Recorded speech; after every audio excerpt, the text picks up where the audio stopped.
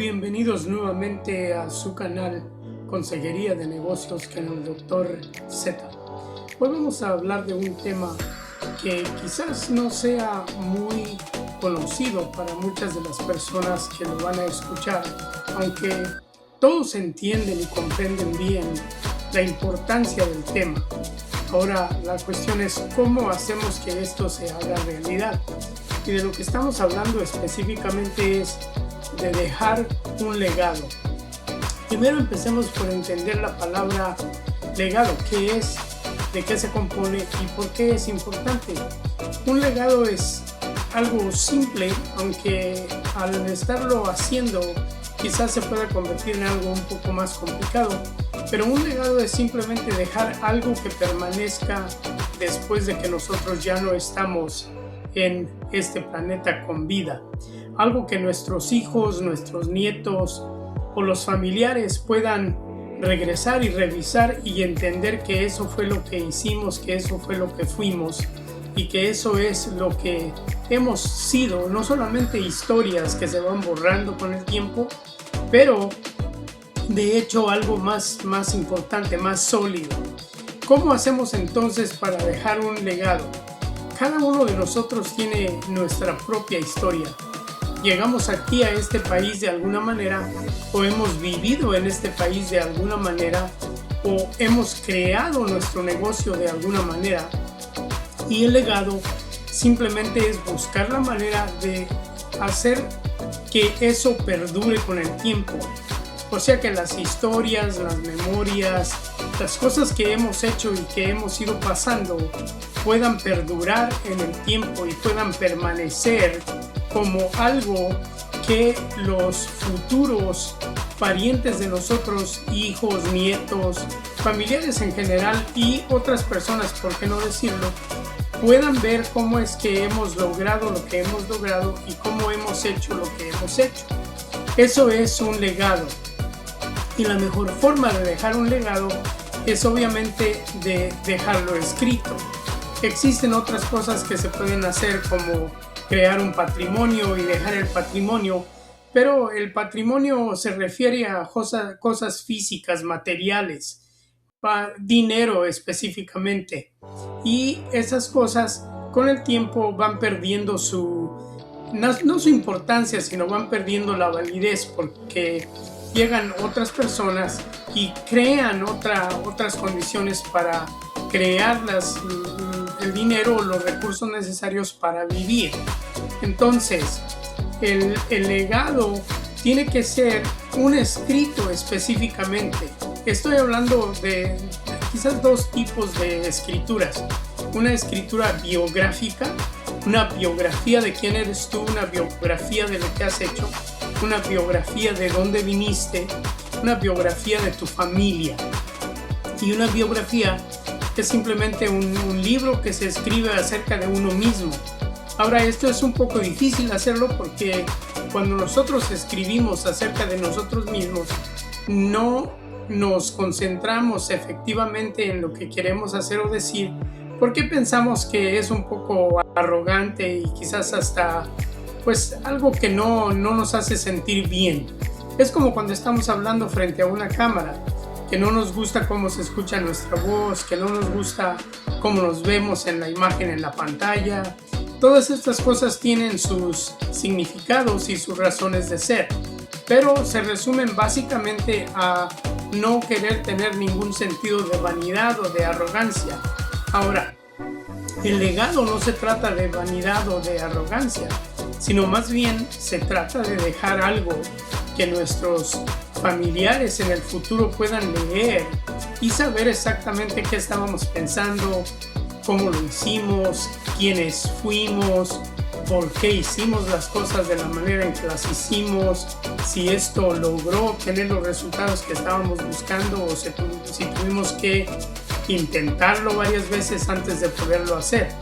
Ahora, esto se escucha más difícil de lo que en realidad es, porque en realidad no es tan difícil. Crear una biografía de uno mismo es algo que se escucha complicado, pero en realidad no es, porque es contar nuestra propia historia del principio hasta en el momento en el que nos encontremos. Ahora, si ya estamos en una edad avanzada, vamos a decir, o una edad como la mía, pues vamos a tener muchas historias y vamos a dejar nuestra historia en la época o la edad que estamos, en ese tiempo, porque hasta ese momento es cuando hemos llegado.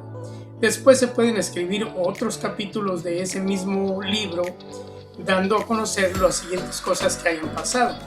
¿Y cómo es que esto se hace? Bueno, se van eligiendo los momentos de más relevancia o que resalten más de acuerdo a lo que tú quieres comunicar.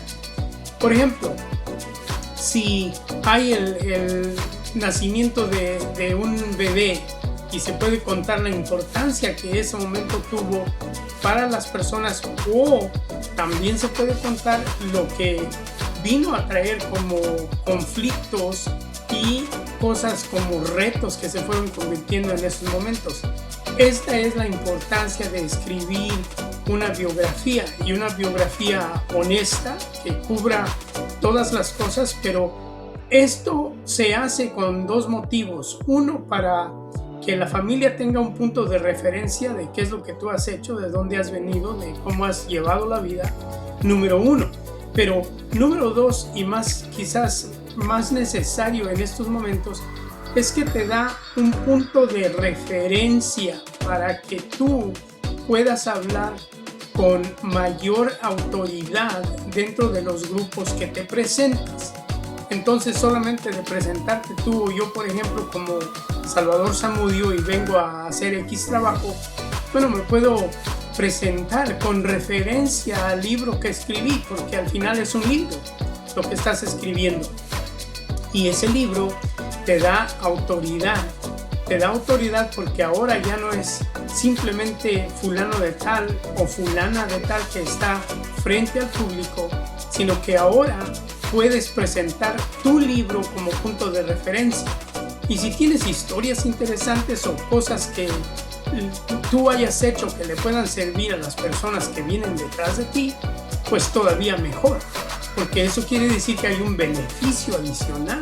Y estas personas obviamente van a leer tu libro y van quizás a implementar algunas de las ideas que tú presentas en tu libro. Ahora, esto no tiene nada de malo, porque muchas de las veces decimos, bueno, yo no voy a hacer nada porque me van a copiar y me van a robar mi idea y esto y lo otro, ¿no?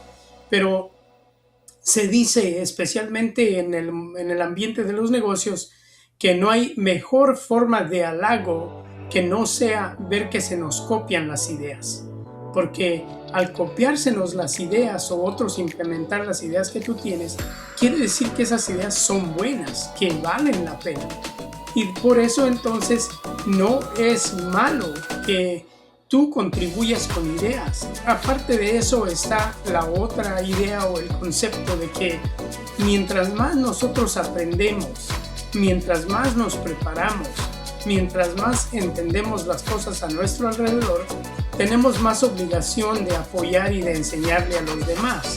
Tenemos más necesidad de que eso quede ahí presente como algo que tú enseñaste.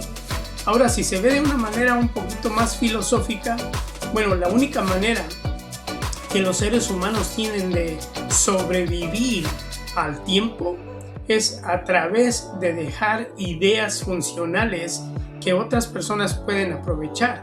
Tenemos entonces ejemplos de grandes filósofos, tenemos ejemplos de grandes negociantes que han creado ideas por toda su vida y las dejan escritas, y otras personas vienen enseguida y se benefician de ello.